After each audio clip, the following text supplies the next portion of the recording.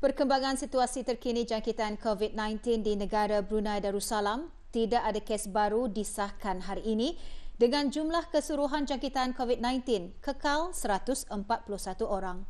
Yang Berhormat Datuk Seri Setia Dr. Awang Haji Muhammad Isham bin Haji Jaafar, Menteri Kesihatan mengumumkan perkara tersebut pada sidang media situasi terkini jangkitan COVID-19 bersama Yang Berhormat Perdana Khatib Datuk Paduka Seri Setia Ustaz Haji Awang Badaruddin bin Pengarah Datuk Paduka Haji Awang Othman, Menteri Halal Agama petang tadi.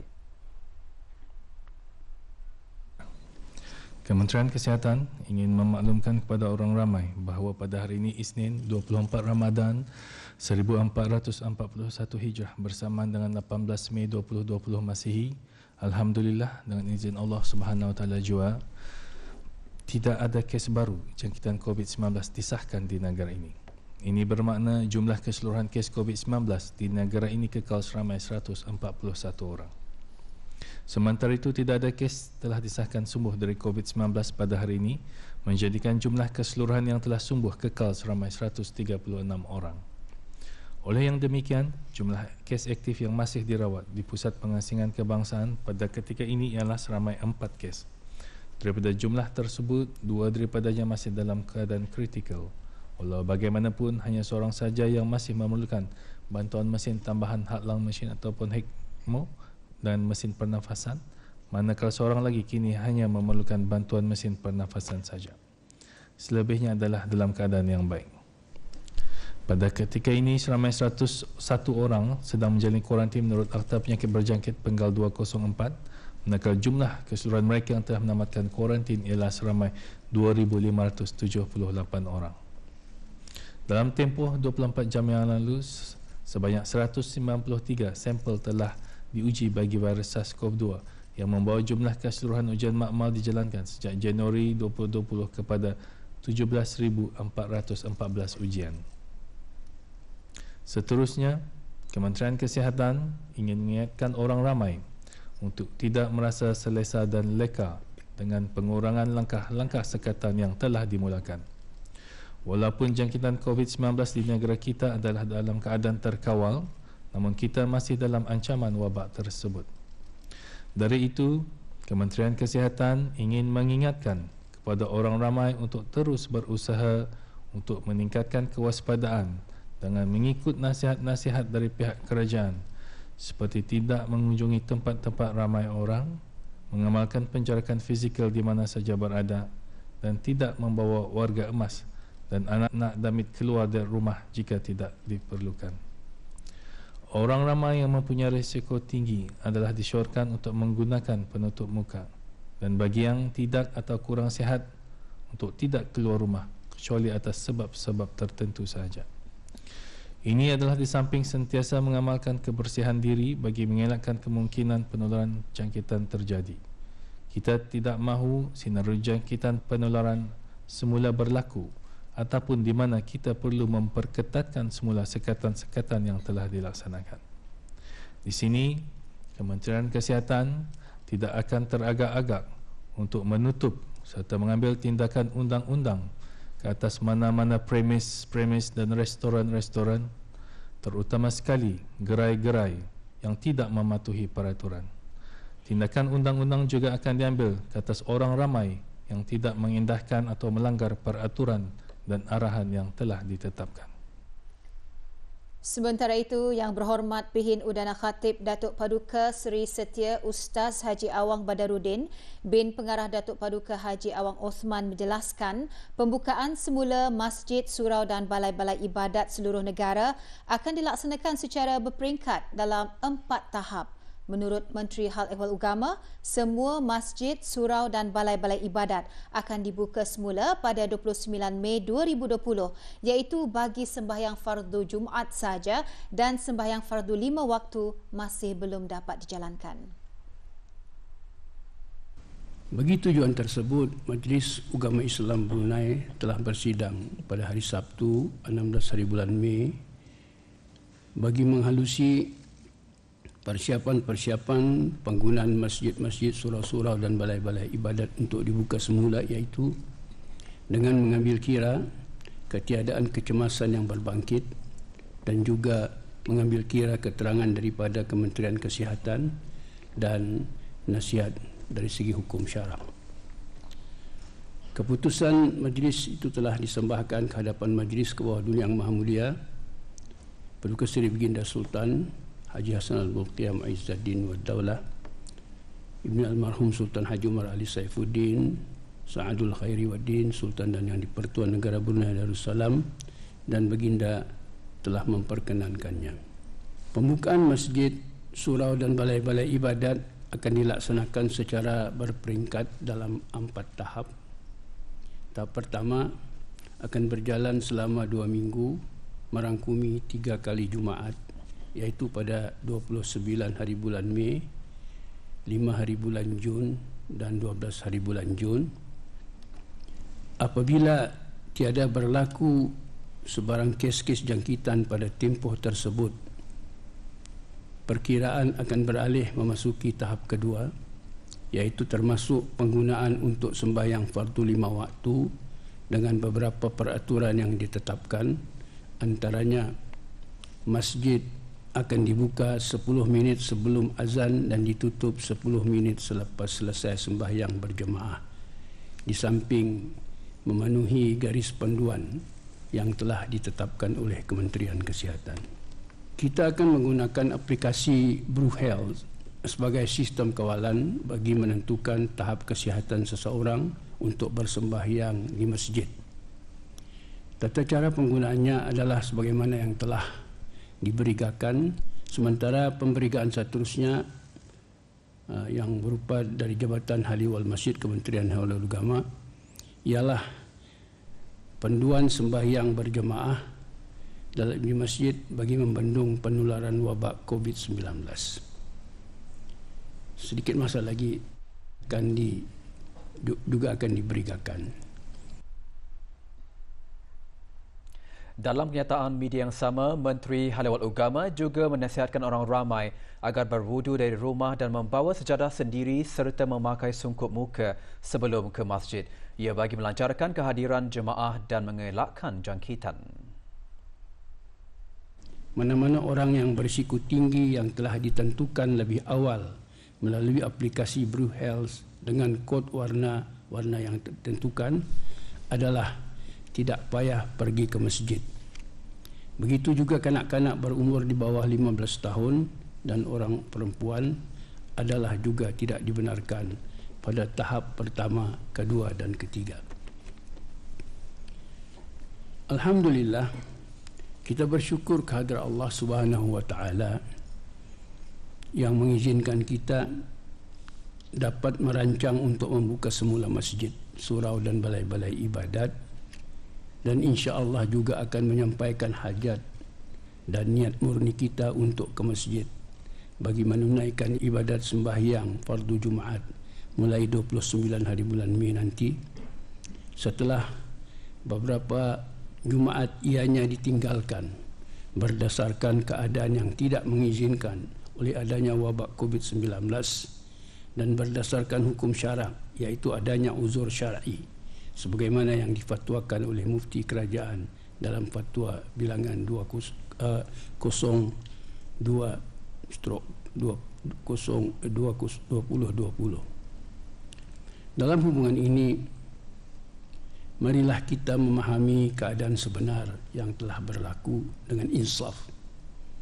Walaupun kita akan mula menggunakan semula masjid, kita hendaklah terus berwaspada. Berwaspada untuk mengelakkan jangkitan yang tidak terkawal. Terutamanya, kita hendaklah mematuhi peraturan-peraturan ke masjid dalam tahap pertama, kedua, ketiga dan keempat nanti. Mudah-mudahan kita ini akan dapat melalui tahap-tahap ini dengan sempurna, dengan selamatnya, hinggalah masjid, surau dan balai-balai ibadat dapat dibuka semula seperti biasa dan berfungsi, insya-Allah. Orang ramai yang hendak ke masjid perlu menggunakan aplikasi BruHealth. Menteri Hal Ehwal Agama menjelaskan aplikasi tersebut sebagai sistem kawalan bagi menentukan tahap kesihatan seseorang untuk bersembahyang di masjid. kini ada sudah cara untuk menghadiri sembahyang fardu Jumaat semasa wabak COVID-19. Auda hanya perlu menggunakan aplikasi Mobile BruHealth. Dengan BruHealth, Auda boleh memeriksa kelayakan Auda untuk menghadiri sembahyang fardu Jumaat. Aplikasi ini akan menunjukkan kelayakan Auda dengan penggunaan kod fardu Jumaat. Pilih bahasa yang Auda inginkan.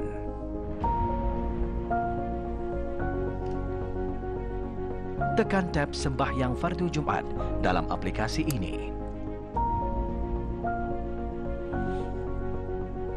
Langkah pertama, pendaftaran untuk mendapatkan kod fardu Jumaat. Baca arahan dengan teliti dan tekan teruskan.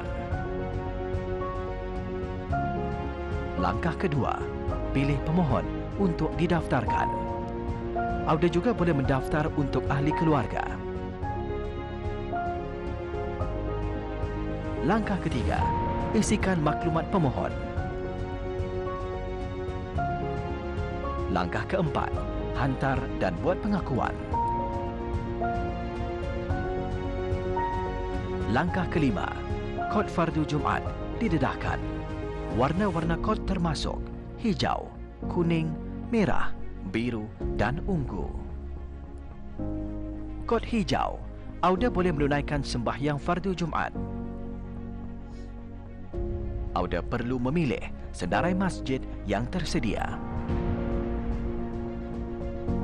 Kod kuning, Auda tidak dibenarkan menunaikan sembahyang fardu Jumaat buat masa ini, tetapi akan dibenarkan pada satu masa yang akan ditetapkan. Auda tidak dibenarkan menunaikan sembahyang fardu Jumaat sama sekali jika warna kod fardu Auda adalah merah, ungu atau biru. Kod fardu Jumaat Auda perlu dikemas kini setiap hari. Sila imbas kod QR yang telah disediakan bila Auda tiba di masjid yang telah ditetapkan. Selamat menunaikan sembahyang fardu Jumaat. Orang ramai yang memesan makanan di restoran untuk dibawa balik digalakkan untuk mengimbas kod QR sebelum dan selepas memasuki premis. Berita mengenainya selepas ini.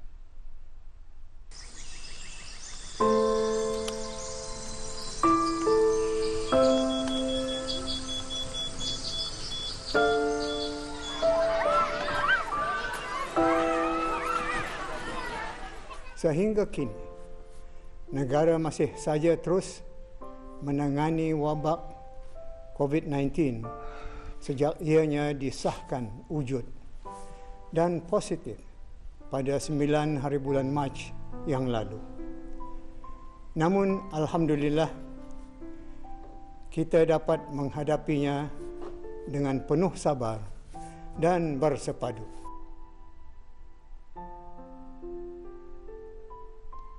Sebagai sebuah komuniti, orang-orang Brunei telah menunjukkan sikap pemedulian yang terpuji.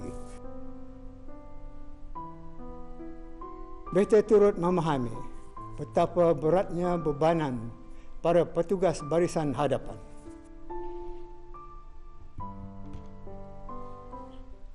Ya Allah, hanya Engkau jua tempat kami berlindung, maka lindungilah kami dari bahaya COVID-19, dari serangan dan jangkitannya.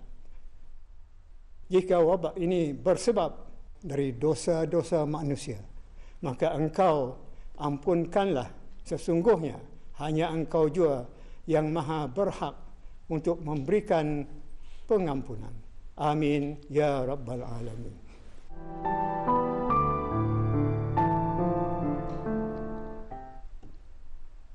Orang ramai yang berkunjung ke restoran perlu mengimbas kod QR sebelum dan selepas memasuki premis.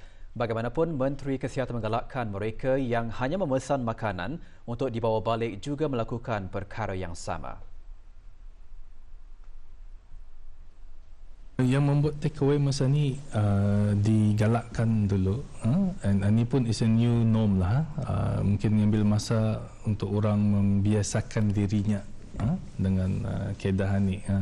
Jadi we really recommend for takeaways to do that juga. Bukan takeaway saja, all premises including government buildings and things like that. Seperti yang kita lihat di sini pun, kalau masuk di sini ada QR code-nya kan, and hopefully kalau mudahan indah, but kalau ada terjadi apa-apa, ianya akan sangat memudahkan Kementerian Kesihatan untuk membuat contact tracing dan sebagainya. Menteri Kesihatan juga menggesa orang ramai dan premis-premis perniagaan untuk terus mengikuti garis pandu yang disarankan oleh kementerian tersebut. Kebanyakan very good dengan mengikut apa-apa saranan yang telah diberikan. Walau bagaimanapun ada segelintir orang ramai yang tidak berapa mengindahkan apa jua saranan ini, termasuk certain vendor juga. Satu ditekankan, mana-mana premis ataupun gerai yang dah mengikut apa jua arahan atau peraturan itu, Kementerian Kesihatan terpaksa mengambil tindakan tegas dengan menutup premis-premis tersebut kalau ia masih jua anda mau mengikut apa jua saranan yang diberikan. Dan orang ramai, orang tani kalau yang menggagahi itu juga pun mau, we akan mengambil tindakan undang-undang. Menteri Hal Ehwal Agama dan Menteri Kesihatan juga menjelaskan mengenai pendaftaran permohonan bagi penggunaan aplikasi Bru Health untuk sembahyang Jumaat. Aplikasi itu validiti permohonan itu keadaan kita adalah dalam 24 jam atau 12 jam. Yang jelas sudah setiap hari mesti diupdate. Jadi permohonan ke masjid boleh di-booking untuk beberapa hari lebih awal. Membooking masjid mana? Memilih masjid boleh ditempah lebih awal. Tetapi ke status kesihatan diri mestilah diupdate tidak kurang daripada 12 jam sebelum ke masjid. Jumaat atau misalnya hari Jumaat, hari Isnin sudah ia boleh membook, menyatakan masjid mana ia mau pergilah. Dan untuk yang menghadiri sembahyang Jumaat, hari Jumaat tu ia mesti membuat self assessment formnya lah. Okay? Ataupun and then lepas yang menghadiri sembahyang Jumaat tu, hari-hari selepas itu ia mesti mengisi tu. Kalau ada orang dah mengisi, next time ia apply untuk sembahyang Jumaat mungkin dah dibenarkan. Pembukaan masjid, surau dan balai-balai ibadat secara berperingkat itu bertujuan untuk mengetahui jika ada situasi berbangkit dalam tempoh 2 minggu. Sampai dipahamkan kepada majlis, tahap-tahap itu ialah untuk mengetahui apa situasi yang berbangkit setelah 2 minggu, 14 hari. Maknanya 14 hari itu akan kita mengetahui ada sebarang jangkitan atau tidak. Setelah 2 minggu, setelah 14 hari maknanya itu. Kalau baru sehari 2 mungkin belum dikira. So dalam satu incubation period itu tadi melihat nanti kalau ada penularan atau tidak atau sebaliknya. Kalau tidak ada, baru tadi beralih ke fasa kedua dan sebagainya. So 2 minggu tu is because of one incubation period lah. Pembekalan produk-produk minyak keluaran loji penapisan Pulau Muara Besar dijangka mengurangkan kepergantungan negara ke atas produk-produk minyak import. Bahan berita mengenainya menyusul selepas ini. Teruskan bersama Berita Perdana.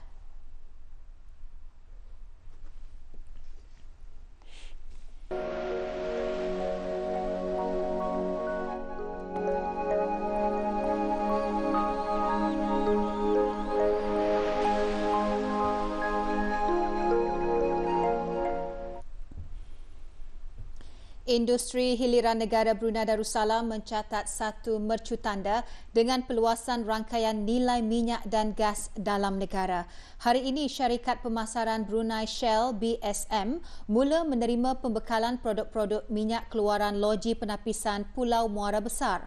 Pembekalan daripada Hengi Industries Sdn Berhad, Hengi itu dijangka mengurangkan kebergantungan negara ke atas produk-produk minyak import di samping menjana produk-produk bagi pengeksportan. Ini merupakan sebahagian daripada perjanjian komersial BSM dan Hengi yang ditandatangani pada 18 September 2019. Majlis pelancaran pembekalan sulung itu diadakan pagi tadi di Pulau Muara Besar. Pelancarannya disempurnakan oleh Yang Berhormat Datuk Seri Setia Dr. Awang Haji Muhammad Amin Liu bin Abdullah, Menteri di Jabatan Perdana Menteri dan Menteri Kewangan dan Ekonomi kedua, Yang Berhormat Datuk Seri Setia Jurutera Awang Haji Suhaimi bin Haji Ghaffar, Menteri Pembangunan, Yang Berhormat Datuk Seri Setia Dr. Awang Haji Maksuni bin Haji Muhammad Hussein, Menteri Tenaga, Puan Yang Terutama Yu Hong, Duta Besar Istimewa dan Mutlak Republik Rakyat China ke Negara Brunei Darussalam, Chen Lian Chai, Ketua Pegawai Eksekutif Hengi Industries dan Awang Muhammad Nur Syafi'i bin Datuk Paduka Haji Abdul Jalil, Pengarah Urusan BSM.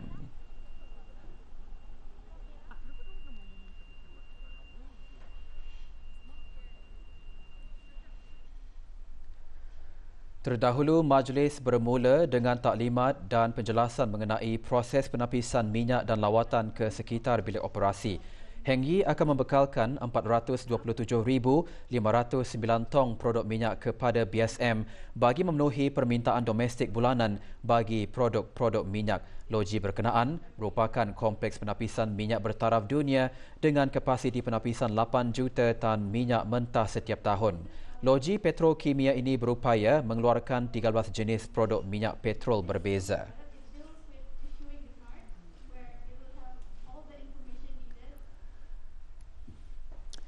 Ke arah meringankan beban perbelanjaan keluarga dalam menyambut Hari Raya Aidilfitri yang bakal menjelang, 91 orang anak yatim warga Kementerian Kesihatan menerima sumbangan derma.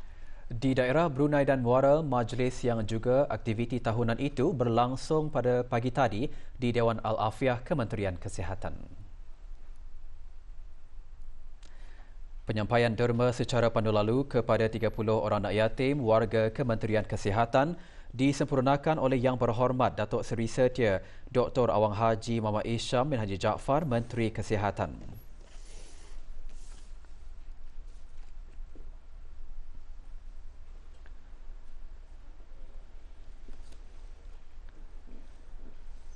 Sementara itu, 35 orang lagi anak yatim warga Hospital Raja Isteri Pengira Anak Saleha menerima sumbangan yang disampaikan oleh Pengiran Dr. Haji Muhammad Khalifah bin Pengiran Haji Ismail, Ketua Pengarah Perkhidmatan Perubatan dan Kesihatan Kementerian Kesihatan.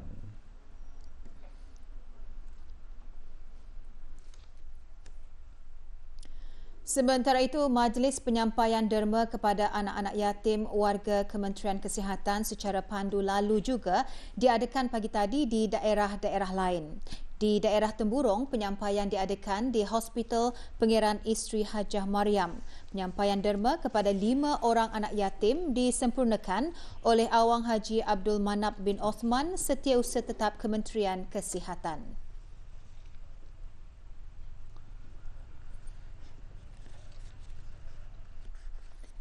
Manakala di Hospital Suri-Suri Begawan Daerah Belait, seramai 10 orang anak yatim menerima sumbangan derma yang disampaikan oleh Awang Haji Maswadi bin Haji Mohsin, Timbalan Setiausaha Tetap Dasar dan Pengurusan Kementerian Kesihatan. Sementara itu, penyampaian derma kepada 11 orang lagi anak yatim diadakan di perkarangan Hospital Pengiran Muda Mahkota, Pengiran Muda Haji Al-Muhtadi Bilah Tutong. Penyampaian disempurnakan oleh Dr. Haji Zulaidi bin Haji Abdul Latif, Timbalan Setiausaha Tetap Profesional Kementerian berkenaan. Dalam semangat mengimarahkan bulan Ramadan, seramai 119 anak yatim dari 61 keluarga bekas anggota Angkatan Bersenjata di Raja Brunei ABDB menerima sumbangan. Penyampaian sumbangan dilaksanakan bermula pagi tadi hingga 22 Mei nanti. Penyampaian sumbangan disempurnakan oleh Major Jeneral Pengiran Datuk Paduka Seri Aminan bin Pengiran Haji Mahmud Pemerintah ABDB. Hari ini 3 buah rumah penerima sumbangan di daerah Brunei dan Muara dikunjungi. Kunjungan merupakan sebahagian dari sentuhan kasih Ramadan acara kebajikan tahunan ABDB.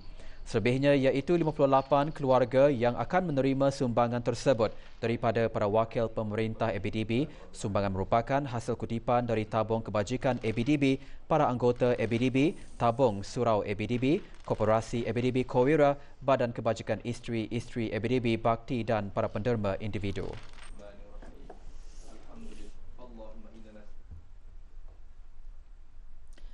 Pusat pendermaan darah ketika ini memerlukan kesemua jenis darah dan orang ramai digalakkan untuk tampil menderma darah. Perkara tersebut dinyatakan oleh Pesuruhjaya Tinggi British ke negara Brunei Darussalam. Tuan Yang Terutama Richard Lindsay dan isteri Zante Lindsay yang telah menderma darah di Pusat Pendermaan Darah Hospital Raja Isteri Pangeran Anak Saleha turut menggesa orang awam untuk menyertai kempen kesedaran dengan memuat naik di platform media sosial @british.hc.bn atau @bloodbank_repass dengan hashtag #DropYourBloodLetters dan hashtag UK in Brunei. Waktu operasi pusat tersebut akan dilanjutkan iaitu pada hari ini, esok dan hari Khamis bermula pukul 8 malam hingga 10 malam. Orang ramai yang ingin menderma darah boleh membuat perjanjian melalui pautan tertera. Orang ramai juga dinasihatkan untuk memuat turun aplikasi BruHealth dan mengimbas kod QR di pintu masuk pusat pendermaan darah dan sebelum meninggalkan pusat berkenaan. Hanya tinggal beberapa hari sahaja lagi umat Islam akan menyambut Hari Raya Aidilfitri. Dalam kesibukan membuat persiapan bagi Lebaran, janganlah hendaknya kita lupa kewajipan mengeluarkan zakat. Kewajipan itu bukan sahaja boleh dilaksanakan di masjid-masjid, surau dan balai ibadat, bahkan beberapa buah kementerian juga mengadakan pembayaran zakat dan diaturkan secara berjadual bagi kemudahan para pegawai dan kaki tangan kerajaan. Misalnya, Kementerian Halau Dalam Negeri yang mengadakan pembayaran zakat di bangunannya di Ibu Negara. Melalui inisiatif ini, ia memudahkan orang ramai yang berurusan di jabatan berkenaan untuk membayar zakat fitrah dan harta. Pembayaran zakat dilaksanakan dengan mempraktikkan penjarakan sosial dan pemeriksaan suhu badan. Kutipan zakat dikendalikan oleh Awang Haji Romzi bin Haji Gani, pegawai amil dari Kementerian Hal Ehwal Agama.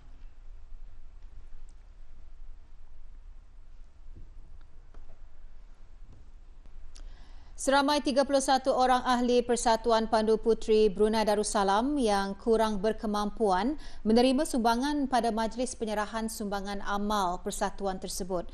Majlis berlangsung pagi tadi di Ibu Pejabat Persatuan Pandu Puteri Brunei Darussalam, Anggrek Desa Brakas. Penyerahan sumbangan dilaksanakan secara pandu lalu yang disampaikan oleh Jawatankuasa Ibu Pejabat Persatuan Pandu Puteri Brunei Darussalam. Para penerima terdiri daripada ahli-ahli Pandu Puteri dan Pandu Puteri Tunas dari 7 buah sekolah menengah dan rendah di daerah Brunei dan Muara. Sumbangan amal berupa barangan keperluan asasi, sumbangan dihasrat dapat membantu meringankan beban mereka yang memerlukan di samping meraih keberkatan bulan Ramadan.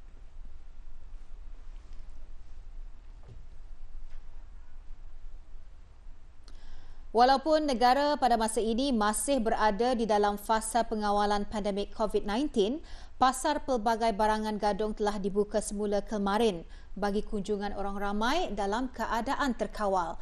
Langkah penjarakan sosial dan fizikal masih perlu diambil berat oleh semua pihak dalam memastikan langkah tersebut dipatuhi, terutama ketika berada di tempat awam. Dengan mempraktikkan amalan kesihatan yang baik pada setiap masa dan mengelakkan diri berada di tempat orang ramai dapat membantu dalam usaha membendung dan mengurangkan penularan jangkitan wabak. Orang ramai yang berkunjung ke pasar pelbagai barangan gadung dimestikan mematuhi peraturan yang telah ditetapkan oleh Kementerian Kesihatan. Dalam tinjauan kru RTB petang tadi, sebelum memasuki ke pasar tersebut, pelanggan dikendaki untuk mengambil pemeriksaan suhu badan terlebih dahulu di ruang utama. Cecair pembasmi kuman juga disediakan bagi memudahkan orang ramai menjaga kebersihan diri. Selain itu, para petugas khas yang bertanggungjawab akan sentiasa memantau dan memastikan orang ramai menurut setiap arahan yang diberikan.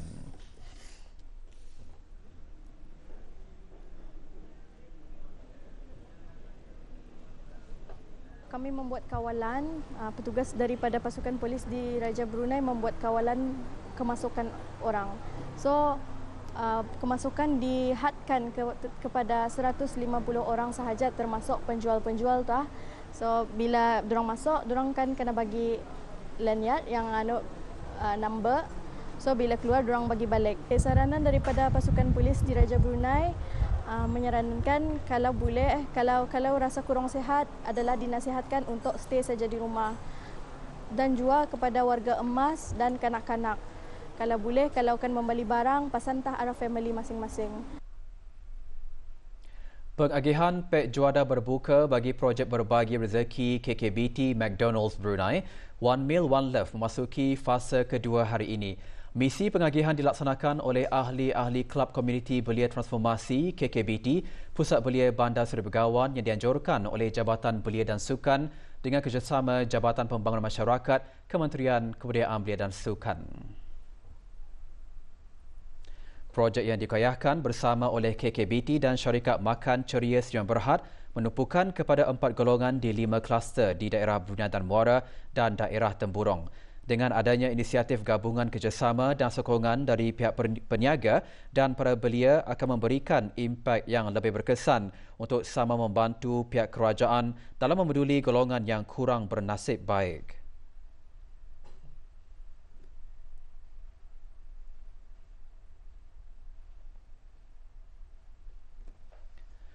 Di daerah Temburong, sebanyak 40 pek juadah diagihkan kepada pekerja-pekerja stesen minyak dan buruh binaan.